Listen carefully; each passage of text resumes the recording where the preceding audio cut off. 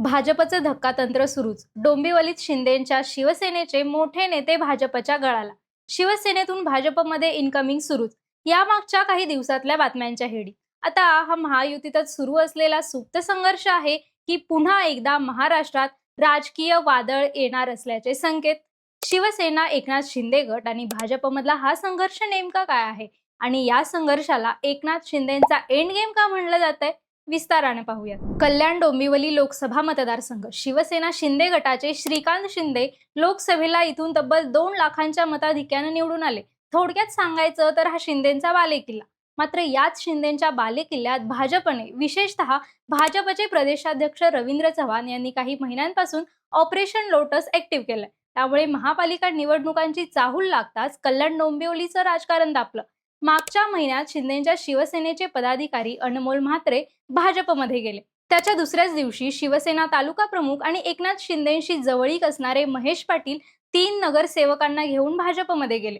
महेश पाटील कल्याण ग्रामीण मधलं मोठं प्रस्थ, त्यामुळे त्यांच्यासोबत अनेक कार्यकर्त्यांनीही भाजपची वाट धरली. भाजपकडून होत असलेल्या या फोडाफोडीनंतर शिंदे गटातले मंत्री नाराज झाले. थेट मंत्रिमंडळाच्या बैठकीवर बहिष्कार टाकला. मुख्यमंत्री देवेंद्र फडणवीस यांच्याकडे भाजपकडून शिवसेनेचे कार्यकर्ते घेतले जात असल्याची तक्रार त्यांनी केली. मात्र त्याआधीच उल्हासनगरमधल्या काही भाजपच्या कार्यकर्त्यांना शिंदेंच्या शिवसेनेत प्रवेश दिला गेला होता. त्यामुळे सुरुवात कोणी केली म्हणत फडणवीसांनी शिवसेनेच्या मंत्र्यांनाच सुनावलं होतं. याच दरम्यान महायुतीत घटक पक्षातच सुरू असलेली फोडाफोडी या संदर्भात एकनाथ शिंदेंनी दिल्लीत जाऊन अमित शहांची भेटही घेतली होती. मात्र या भेटीनंतर परत आलेल्या शिंदेंच्या चेहऱ्यावर नाराजीच असल्याचं बोललं गेलं. शिंदेंनी बिहारच्या निकालानंतर शुभेच्छा द्यायला गेलो असल्याचं सांगत नाराजीच्या चर्चा मागे सारल्या. नगरपालिकांच्या निवडणुकांमुळेही नाराजीच्या चर्चांना जरा स्वल्पविराम मिळाला, पण त्या दरम्यानही निवडणुकीत शिंदे गट, भाजप, राष्ट्रवादी, अजित पवार गट असे सगळेच एकमेकांशी भिडले. 2 डिसेंबरला निवडणुका पार पडल्या आणि त्यानंतर दुसऱ्याच दिवशी पुन्हा एकदा कल्याणमध्ये भाजपचं ऑपरेशन लोटस ऍक्टिव्ह झालं. आठवडाभरापूर्वीच रवींद्र चव्हाण यांनी 2 डिसेंबर नंतर काय होतंय बघा असा इशाराच डोंबिवलीमध्ये दिला होता. खरं तर महेश पाटील यांच्या भाजप प्रवेशानंतरच भाजपने मलंगगड आणि 27 गावातील शिंदे गटाचे नेते गळ्याला लावण्याची रणनीती आखल्याचं सांगण्यात येतंय.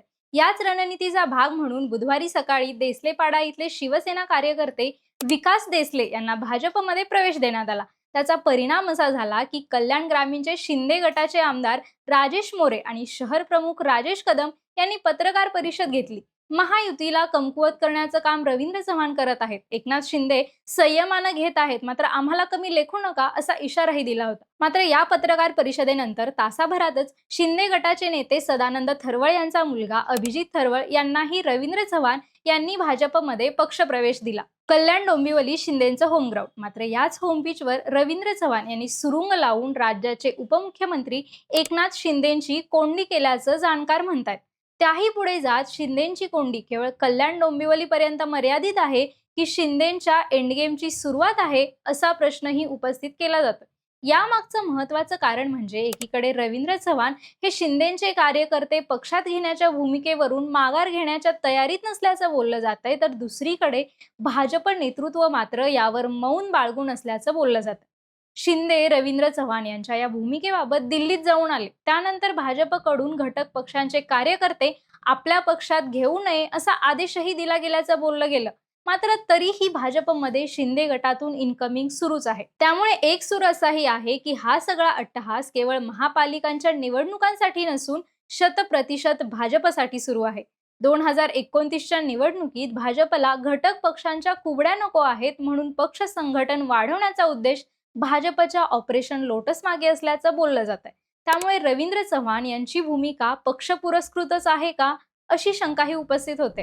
इतकंच नाही तर शिवसेनेत दुसऱ्यांदा फूट पडून यावेळी शिंदेंना धक्का बसेल असे अंदाजही लावले जातात. महत्वाचं म्हणजे स्थानिकच्या किंवा मिनी विधानसभा मानल्या जाणाऱ्या महापालिकेच्या निवडणुका या विजयी पक्षाला आत्मविश्वास देणाऱ्या असतात. विधानसभा किंवा लोकसभेच्या निवडणुकांचा पाया मजबूत करण्यासाठी असतात. या निवडणुकांमध्ये विजय मिळवलेले पक्ष मोठ्या निवडणुकांमध्ये अधिक प्रभावीपणे काम करू शकतात. मात्र रवींद्र चव्हाण यांचं ऑपरेशन लोटस शिंदेंचं नेमकं हेच बळ काढून घेत शिवसेनेला कमजोर करत असल्याचं राजकीय विश्लेषकांचं मत आहे. त्यामुळे शिंदेंच्या अडचणी केवळ पालिकेसाठी नाही तर पुढच्या विधानसभेसाठीही भाजप वाढवत असल्याचं बोललं जात आहे. तुम्हाला काय वाटतं? कल्याण डोंबिवलीत सुरू असलेलं ऑपरेशन लोटस हे एकनाथ शिंदे विरुद्ध रवींद्र चव्हाण यांच्यातला सुप्त संघर्ष आहे की एकनाथ शिंदेचा एंड गेम या स्क्रिप्टचा सुरुवातीचा अध्याय? यावर तुमची मतं आम्हाला कमेंटमध्ये सांगा आणि रोखोक चर्चा या यूट्यूब चॅनलला नक्की सबस्क्राईब करा.